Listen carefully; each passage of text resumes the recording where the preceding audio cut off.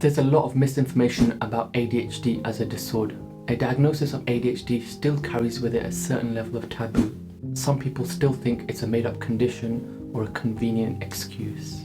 On the opposite end of the scale, we have a neurodivergent movement that feels ADHD is something you have to take sitting down and accept your inevitable fate. And that's why I made this channel. I want to share my clinical experience of ADHD as a doctor and my own personal experience as someone who suffers with ADHD every single day while studying for a PhD at Oxford University. Sure, some days I win and other days I don't, but the key is really to constantly learn and try to shape my life into the person I want to become with ADHD. In this video, I thought it would be good to talk about a few lesser known facts about ADHD that are important to learn to help you better understand your ADHD. Let's get right into it.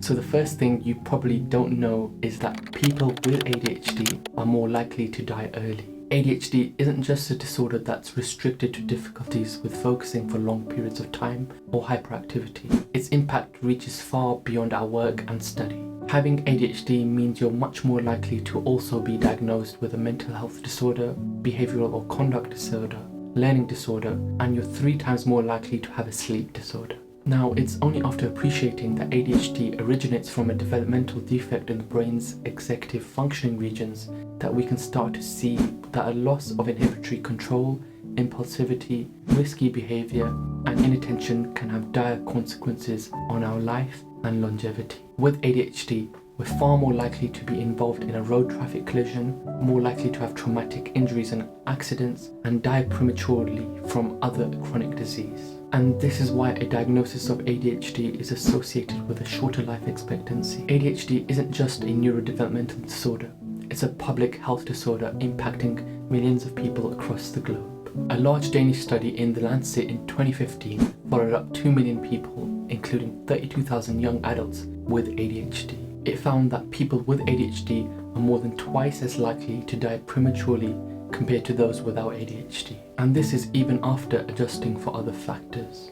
So it's very important to diagnose ADHD earlier so patients can be counselled around their diagnosis and offered treatment. One other thing you probably didn't know about ADHD is that pretty convincingly ADHD is a genetic disorder. How we understand ADHD has changed significantly over the past 10 years. With larger study cohorts and biobanks, we've been able to genotype more patients with ADHD than at any point in history. For years, ADHD was thought as a made-up condition. As a geneticist, I really find the familiar clustering that is seen in ADHD to be very interesting. ADHD is a complex disorder that's characterized by both genetic and environmental factors, but it's predominantly a genetic disorder, and in twin studies it's been found that ADHD has a heritability of around 80%. This means that it's far more likely you'll have ADHD if you have a brother, sister or parent with ADHD.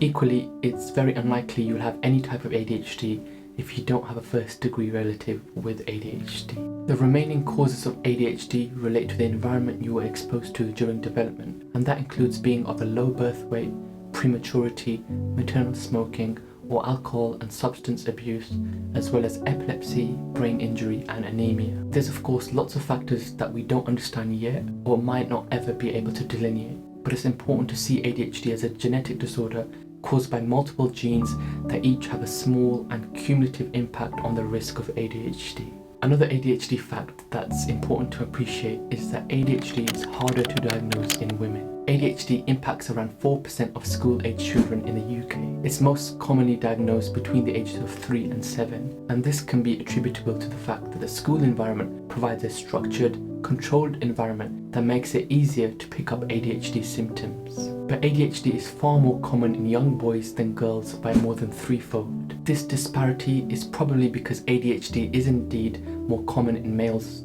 rather than females, but it's also likely to be inflated as less females are being diagnosed with ADHD than males. The majority of this mismatch is because of the fact that females are far more likely to have a predominantly inattentive type ADHD, and so don't follow the typical diagnostic cues that young boys with predominantly hyperactive ADHD might display, and so it's naturally harder to pick this up in a school environment. This can mean that young girls with ADHD might go on without a diagnosis of ADHD for many years. The difficulty is that once a child gets into adulthood, it's far less likely that they will ever actually be diagnosed with ADHD. And so the number of people with ADHD in the world is far fewer than we can even appreciate. It might be the scary fact that there's more people who aren't diagnosed with ADHD yet than there are people across the world that have already received a diagnosis of ADHD. What's really great is that more people are being diagnosed with ADHD than at any point in history. And this is what I like to call the ADHD diagnosis spike. As a medical doctor with an interest in public health, I can really appreciate just how important public awareness is in empowering patients to seek a diagnosis.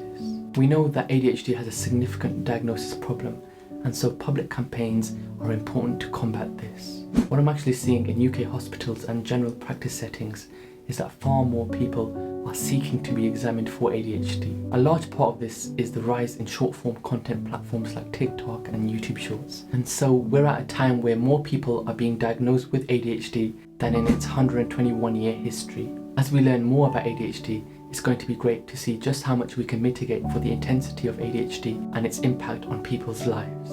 Having said this though, there's really a mismatch in most countries, and particularly in the UK, between the people that are being diagnosed with ADHD and the services that are available to support them. Definitely something needs to be done about this. Here in the UK, the ADHD Foundation found a 400% increase in the diagnosis of ADHD since the pandemic. And the number of patients receiving ADHD medication has shot up by 18% from 2020 to 2021. We're seeing an ADHD diagnosis spike, and I think it's great, but I'm just concerned at how health systems across the world will cope with this. The last fact I wanted to share is that ADHD has had over a dozen names. The first case of ADHD was described by Sir George Frederick Still, father of British paediatrics, in the year 1902. If you're a doctor or a medical professional, then you'll know him from the eponyms Still's murmur or Still's disease. For the remainder of the 20th century, as more kids were being diagnosed with ADHD, multiple theories started to merge around its pathology, with some clinicians thinking it was caused by a mild form of brain damage. Over the years, ADHD has been called over a dozen names, including some in the DSM definition, which ranged from hyperkinetic reaction of childhood to minimal brain dysfunction, clumsy child syndrome, hyperexcitability syndrome, or organic brain syndrome, among others. It wasn't until 1980 that the DSM definition was updated to the third version that we finally described what we know today as attention deficit hyperactivity disorder. Whilst not perfect, the definition was much more accurate than the previous nomenclature used. It's really helped to improve the public perception of the disorder and reduce the taboo around its diagnosis. The medical community is constantly describing and learning about ADHD over the past 121 years. And I'm pretty sure what we know to be ADHD today will develop and change over the next 100 years. ADHD impacts me in every part of my life as an academic doctor, and so it's so important for me to learn more about my condition so I can develop strategies to help me manage my ADHD in different parts of my life. Focus and consistency really are the most important attributes required for success in any field, and ADHD is at direct odds with this. If you enjoyed this video and learned something new, then make sure you check out this video next to learn all about the different types of ADHD. Make sure you drop this video a like and subscribe to my channel to stay up to date with more videos on the strategies, frameworks and gadgets that I use to better manage my ADHD at university. Thank you for watching, and I'll see you next week.